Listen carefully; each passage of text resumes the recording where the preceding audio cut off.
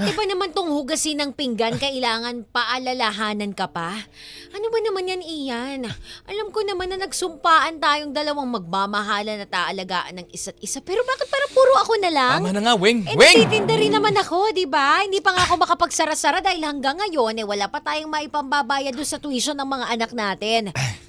Bakit ba sa tingin mo, Weng, yung pagtatalak at pagbubunga nga mo, maibabayad ba yan sa tuition ng mga bata? May pambibili ba natin ng panindahan sa tindahan mo? Tama na! Alam mo, itong mga ginagawa kong to, normal na reaksyon lang to ng isang asawa na merong asawang kagaya mo. So ano ako?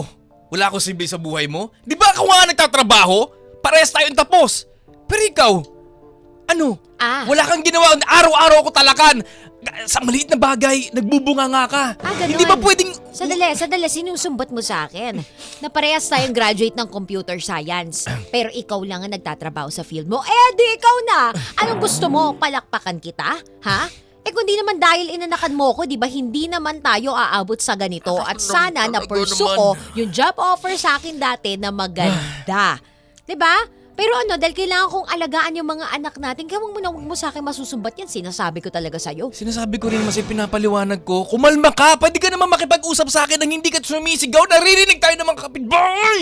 Galing na pa, paulit-ulit na lang tayo. Mas may pakialam ka pa sa sasabihin ng mga kapitbahay kaysa dito. Mama? Papa? Nag-aaway po ba kayo? Anak, wala yun. Hindi, diabetico. Wala, nag-uusap lang kami ng mama mo. Kuya diabetico, ano pong problema? Mama, papa? Wala yun, Mimi, diabetico. Pasok na kayo sa room nyo. Kanina pa Sige po na. namin kayo, mama, naririnig nagsisigawan po ni Papa. Natatakot po kami ni Mimi. Alising po kami, Mami. Anak, wala to. Hindi kami nag-aaway ng mama nyo. Sige nga po, mag-kiss nga po kayo kung hindi po kayo nag-aaway. Po, wala pong mali siya kahit 5 minutes lang po. Diabetico, saan mo natutunan yan? Oo nga, anak, saan mo natututunan yan? Yung kapitbahay po natin kasi yung kalaro ko po eh. Kami po, nagpa 5 minutes po kami. Ano? Opo, nandun po ako, taga-bilang. Mali yan Alam mo ganito na lang. Pupunta ako sa principal ngayon para ma-report yung kapitbahay nating kaklase nyo. Mama? At ikaw, Ian. Sige na mga anak, doon na muna kayo. Pero Sige mama, di ko sige naman kaklase yun, mama. Doon na muna kayo, doon na muna kayo. Alamin, mama. Tingnan mo. Nakikita mo, ha? Oh. Dahil ako nang nagbabantay sa sari-sari store dahil hindi naman niya sapat na pinagmamalaki mong trabaho sa computer science field mo na yan. Hindi mo na maasikaso pati mga anak natin? Pati ba naman pagpunta sa principal? Ha? Ako pa rin ang aako. Weng, kasalanan ko pa rin kung ano yung natututunan ng bata. Di ba ikaw ang naiiwan dito? Ay, Ako alam ang mo- nagtatrabaho. Alam mo, sige na. Wala ka ng kasalanan. Ibibigay ko na sa'yo lahat. Ako na ang napakasamang ina. Alam mo, mabuti pa nga siguro talaga kung nakakasama ako sa'yo. Umalis ka. Alam mo, tama na. Umalis ka na. Talaga? Aalis ako. Ganun. Matapang ka pa. Talaga. Matapang Dahil hindi ko ka pa. deserve yung bunganga mo. Talaga. Magiwalay lang tayo kung ganito ng ganito araw-araw. Daddy, saan po kayo pupunta? Saan po kayo pupunta, Papa? Anak, babalik ako. Hindi. Diyan lang kayo muna. Sasama ko sa'yo, Papa. Mama. Anak, ano ba? Bumitaw ka sa daddy mo. Hindi, isasama ko to si Mimi. Halika na, Mimi. Mama, Papa. Papa! Mama, saan po sila pupunta? Anak, I'm sorry ha. Pero sa ngayon, sige na pumasok ka na muna sa kwarto mo. Pero Mama, hindi nyo Anak! ginawa yung 5 minutes, Mama! Anak! Honey, ikaw talaga. Alam mo naman na simula na naging karelasyon kita at naghiwalay ka ng asawa mo, ba? Naging talagang heaven ang buhay ko. Oo, totoo yan. Hindi ba naman sa ganon? Hindi naman kami hiwalay. Alam mo naman kung ano yung status namin, di ba? Pero darating naman tayo dyan. Basta ba, maipangako mo sa akin na tutulungan mo ako dun sa annulment dahil hindi Annulment? naman biro yun. Teka lang. Gusto ko lang linawin sa'yo, Noeng. Yung annulment na sinasabi mo, parang malabo pa ata sa tinta ng posit yan na mukhang hindi mangyayari at alam mo naman sa edad ko, hindi ko na mahihintay yan. Pero Gusto ko na samantalin ang pagkayami ang juicy mo. Oo, sige mahal. Basta Well, ipangako mo na lang na magiging tatay ka kay diabetiko. ano? Kung Teka lang. sakali man na si Mimi ay umuwi rin dito dahil alam mo naman na ginagawa ko yung best ko para mabawi sa asawa ko yung anak namin. Alam mo, Wing, alam mo sa edad kong ito, marami ng bagay ang napagdaanan ko. Pero yung hindi, alam mo naman na hindi na nga ako nag-anak dahil hindi ko talaga afford na magkaroon ng makukulit na bata. Kaya, pasensya ka na. Pero- Medyo hindi ko talaga bet yung anak mo na yan si diabetico, napakakulit. Mahal, hindi ba naglalaro naman kayo ng ano ba yung nilalaro nyo sa labas? Yung basketball. Ikaw pa nga yung gumawa nung ring para sa kanya. Kaso, hindi mo naman din talaga pinapayagan dun sa kanyang training. Sana payagan mo na rin. Yun din pala yung gusto ko sabihin sa'yo. Wag lang yung kayo yung nagsosolon naglalaro ng anak natin. Payagan mo rin sana kasi mukhang may potential yung bata. Siya nga pala. Hindi ako maintindihan itong babae na ito. Sana yun na nga, intindihin mo lang din ng konti kung medyo makulit si diabetiko kasi alam mo naman na 9 months pa lang simula nung naghiwalay kami ng daddy niya at mahirap ipaliwanag sa kanila yung gantong sitwasyon. Wing, pwede ba ako magsabi sa iyo ng aking sentimiento tungkol dyan sa dati mo, sa ex mo, tsaka dyan sa anak mo na si diabetico? Kaya baka po Ano pwede ba yun? nang pwedeng pagbakasyonin mo muna yung si diabetico dun sa asawa mo kasi sa ex mo, Teka lang. Yeah. Kapag pinagbakasyon ko sa diabetiko, alam mo may posibilidad na hindi na sa akin isoli. Si Mimi nga hindi ko pa rin nakikita hanggang ngayon. Kasi, alam mo, sa totoo lang huwag mo mamasamain ito, Weng. Nakakaabala kasi ang anak mo dito sa mga, alam mo na sa relasyon natin Ganun ba? Oo, pag naglalabing-labing tayo, nasa gitna lagi ang anak mo. Hindi ako makagalaw ng mga moves ko, ganon. Mahal, I'm sorry ha, pero sana maintindihan mo na niligawan mo naman ako na alam mong ganito yung sitwasyon ko. Hindi ko naman to hiningi sa'yo. Hindi naman ako nagtago o naglihim ng kahit na anong katotohanan sa buhay ko. Kaya hindi ko naman sinabing akuin mo lahat ng responsibilidad. Dahil nakikita mo naman, mahal, nag-apply nga ako sa bagong trabaho. Ito, alam mo naman na pangarap kong makabalik sa computer science field. At ito, may nahanap akong trabaho. Kaya huwag mong isipin yung gasto sa anak ko, sa anak natin. Alam mo, medyo napipilay-pilay na rin ako sa dami ng gastos ng anak mo. Napakasiba kasi kumain. Kung tayo 3 beses yan, 6 Kaya, kung pa pwede, huwag mo masamain. Ibalik mo na muna doon sa ex mo. Tsaka, para, alam mo na, masolo kita. Ming, as much as na-appreciate ko yung pag-aalaga mo sa akin, pati sa anak ko, alam mo namang hindi ko pwedeng gawin yun. Ganito na lang ha, para okay tayo. Magluluto na lang ako ng paborito mo. Naku, Okay ba yun? naman ako sa luto. At Sige. katapos nun, alam mo na, mamaya pa uuwi si diabetiko kasi may practice ng basketball. Talaga? Talaga? Ano ba lulutuin mo ngayon? Yung paborito mo at syempre mamaya yung pulutan mo. Oh my goodness. Parang kalimutan mo yung mga sinabi ko kanina. Hindi ganun. Walang ganun. O sige na. Magluluto na ako. Isasangag ko na nga lang pala tong kanin natin kanina. Pwede na to. Sige. Sige. Sige, magsangag ka tapos ako mamaya sa isasangag kita. Isara na natin yung pinto. Isasangag na ako. Sige. Han, medyo parang... Papa. Papa, bakit ito muna please. Namimiss ko na po ang mama. Kailan po ba tayo bibisita kay na Kuya Diabetico? Teka lang, Mimi, halika muna dito, anak. Bakit ba? Ano pang problema? Ba't umiiyak ka na naman? Kasi love kita. Pero namimiss ko rin po si mama at saka si papa. At saka si kuya pala. Kasi andyan ka na. Anak, ganito ha. Ipapaunawa ko sa'yo. Kasi si mama, tsaka si papa, hindi mo na magsasama ngayon. Kasi, Bakit ba, Papa? anak, lagi kami nag-aaway ni mama. Kaya, minabuti na hiwalay kami. Hindi mo na ba kami love? I-love kita. Pero si mama kasi, hindi na masyado. Iyan? Han? Han? Hi! Hi, kumusta? Okay lang. Mimi, pwede gawin ka muna doon kasi Ah. I have something to tell your father. Oo nga pala, Miss Pina ko sa'yo. Nag-apply kasi ako dun sa modeling agency and I got in. Kaso, kailangan ko ng white shirt at saka ng ng pants White shirt? na okay yung fit kasi they want me to go there wearing only this.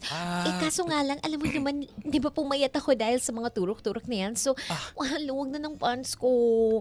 Sige. What should I do? Wala pa akong allowance because you know naman, di ba, sa modeling agency, you have to do the work first and then they pay you afterwards. Sige, Nimpa, may natatabi pa kasi ako sobra dito. Ito. Ay, okay na ba tong 5,000? Medyo Teka, baka mawala lang din. 5K? Ha? Pwede na to, sige, okay na to. Pero alam mo, mabibili ko lang kasi dito yung overall na damit ko. But I forgot to mention, kailangan ko rin ng foundation kasi paubos na yung punda ko. Sige, dadagdagan ko na lang. Actually, mabibili naman akong 500 if that's okay with you.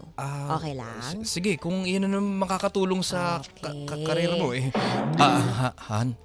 Oo nga pala, teka lang, gagawa na kita ng favorite mo. Teka, mga favorite nito. Saktong-sakto, nagugutom na ako dumating ako dito sa bahay, wala pa. Ako rin po. Tita, nagugutom na rin po ako. Anak, maghahanda na yan si tita mo. You mean to say, ikaw, gusto mo magluto ako para sa'yo, Ineng? Sorry, pero alam mo naman yung hands ko, hindi pwede masyadong mapagod kasi it's part of my modeling, di ba? Baby, pwede ba sabihin mo dito kay Mimi na I can't do that? Hindi ko na siya pwedeng pagluto kasi yung mag-prepare ako sa'yo is too much na. Sige. Huwag kang mag-alala, honey. Ako na. Anak, busy kasi si Tita Nimpa. Ako nang bahala, si Papa nang gagawa. Sorry talaga. Busy ang tita mo. Han, siguro patimpla na lang ako ng kape. Sure ka? Oo. May tempra naman. Ubus na ba doon sa tempra tuloy? May thermos naman tayo doon Oo, sige. Pagpapakululan kita. Teka lang Sige, salamat, Ana. Papa, Mimi. napamiss ko na si Mama. Lagi ako pa nagluluto dati. Hindi siya bad kagaya ni Tita. Anak, huwag kang maingay. Baka marinig ka ng Tita Nimpa mo. Ba't mo ba siya kasi type? Hindi siya good. She's a anak. bad auntie. Anak, saglit. Anak, She's balang... a bad auntie. Anak, saglit lang. Anak, balang araw. Eto na yung coffee. At ano yung narinig ko na sinabi mo na I'm a bad tita? Hindi, wala. Huwag ko nang pansinin yung bata. I hear it correctly. Alam mo, Mimi, hindi porke. Ilang taon na nga tong anak mo? Ilang taon na to? 4 na taon lang yun si Mimi. 4 na taon. Pero alam mo, dapat dito din yung disiplina. Ikaw, Mimi, yung bunganga mo at bibig mo, itikom-tikom mo, ha? Saglit lang. Ano, iiyak-iyak ka? Alakas-akas ang boses mo, ang ingay-ingay mo. I need to sleep early dahil bukas meron pa ako sa agency. Anak! Ayan. Alam mo kasi, ang kulang dyan sa asawa mo dati, ha? Hindi ninyo dinisiplina ng maayos yung mga anak nyo. Kaya tuloy yan, nakaka-stress. Ito na nga yung kape mo. Sige na, uminom ka na. Alam mo naman, kailangan ko ng energy for tomorrow. So, inumin mo na yung kape. Han, medyo hindi ganito yung kasi yung timpla ng kape na gusto ko. What? Kasi nasanay ako dun sa medyo tamang tamis. Masyadong maraming cream to. Are you complaining? Nagre-reklamo ka ba?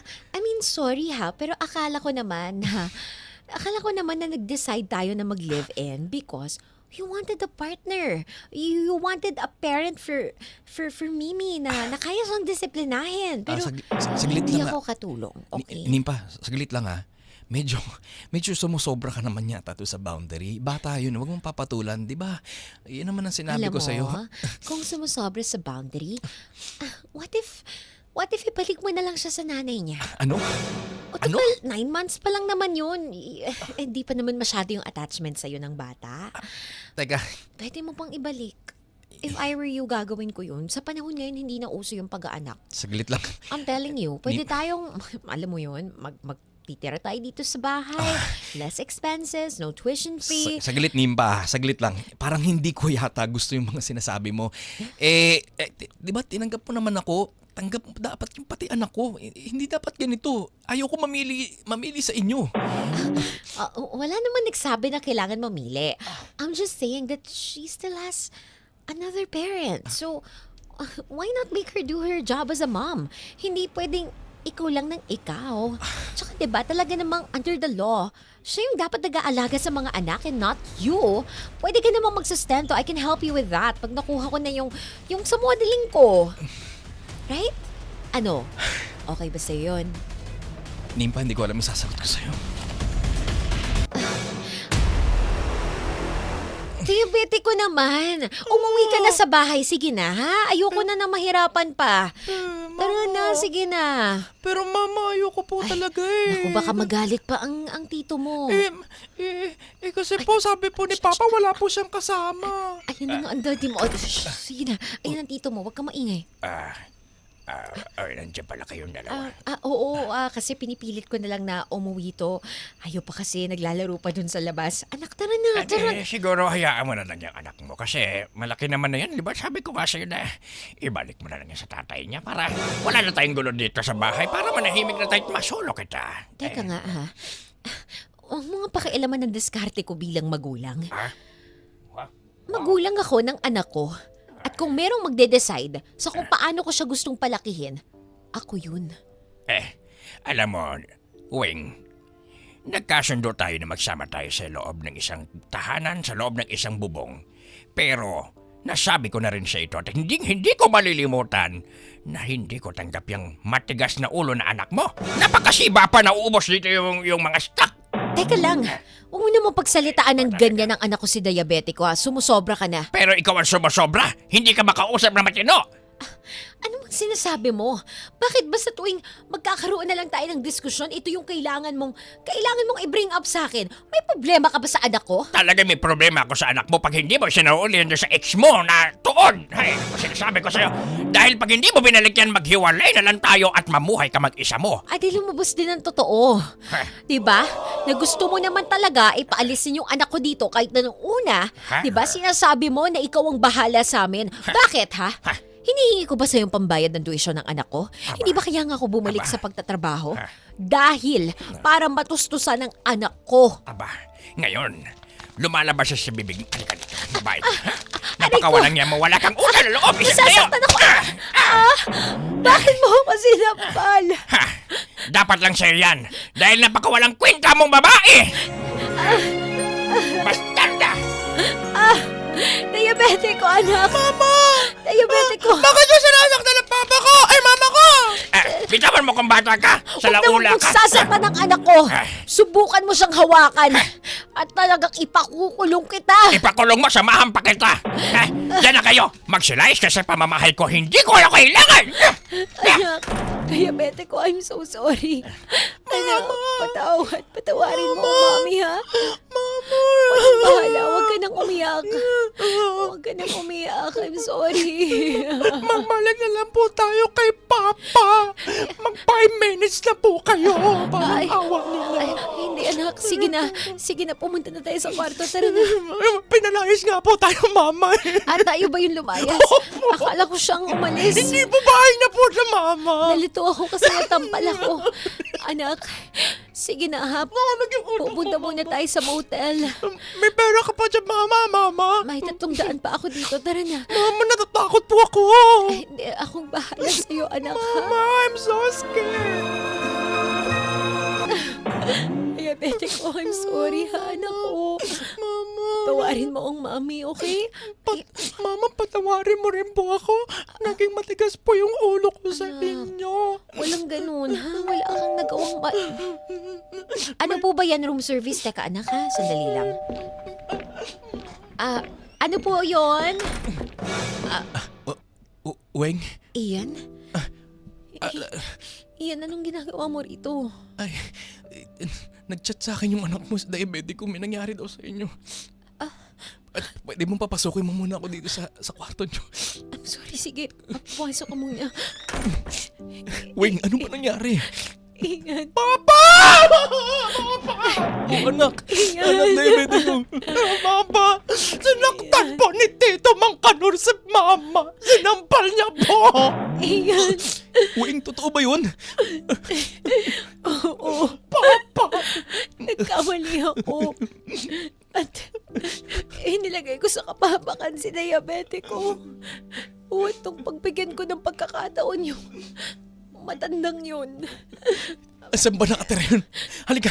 Iyan, tama na. Babalikan ko yun. Ako ang babalik doon. Hindi pa pwedeng may dadamping ibang kamay sa mukha mo dahil ako nga never kita sinaktan tapos may mananakit sa'yo. Alam ko, Ian. Ian, I'm sorry. Pero hirap na rin ako sa buhay ko. Yung akala ko noon na sobrang hirap nung magkasama tayong dalawa.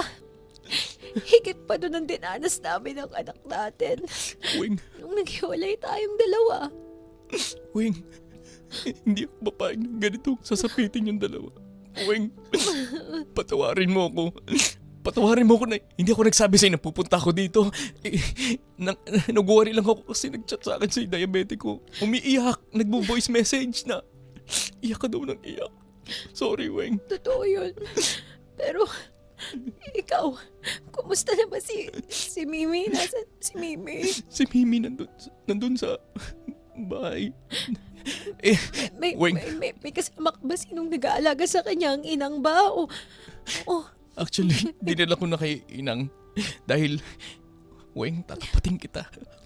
ano Hindi yun? rin maganda yung kinalabasan ng relasyon ko kay Nimpa. Alam mo, kalimutan na natin, ha? Kalimutan na natin yung si Kanor. Kalimutan na natin yung si Nympha. Alam ko, naging mahina't marupok tayo dahil sa mga pinagdaanan natin bilang mag-asawa. Pero hindi ba parte naman yun talaga ng pagkakaroon ng isang pamilya? Tama ka, Weng. Naalala mo ba nun? Iyan, nung nasa kolehiyo pa lang tayo, pangarap natin na papasok tayo parehas sa industriyang to. Pero hindi ko nagawa yun. Dahil meron lang ibang mga bagay na mas naunang dumating kaysa dun sa mga inaasahan natin. Pero hindi naman ibig sabihin nun it's too late.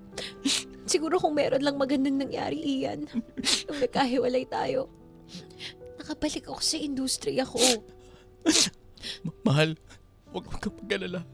Teka, anong sabi mo? Tinawag mo ba akong mahal? Oo, tinawag kita mahal dahil sa totoo lang, mahal pa kita. Ian, Mahal na mahal kita. Patawad. Sa lahat ng mga pagkukulang ko. Dahil binitawan kita agad, hindi ako gumawa ng paraan kung paano mabubuo ulit ang pamilyang to. Mahal na mahal ko kayo ni na Mimi at ni diabetiko. Patawad. Baka kung pwede tawarin ako. mo rin ako, Ian. Weng. Huwag ka nang umiyak, ha? Weng. Kasi hindi ko akalain na ang pag-iyak pa lang sakit sa sentido, sumasakit na sentido ko. Bakit ganun?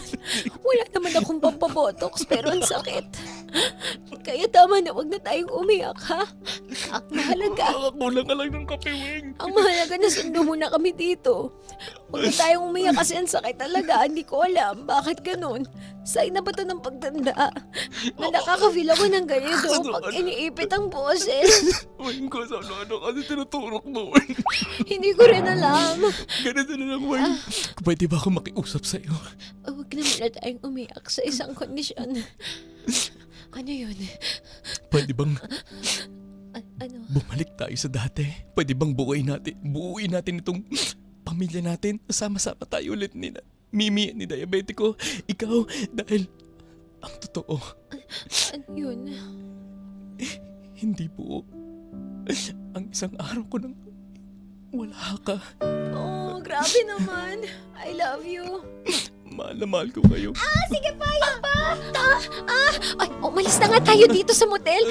Bumalik na tayo sa tahanan natin.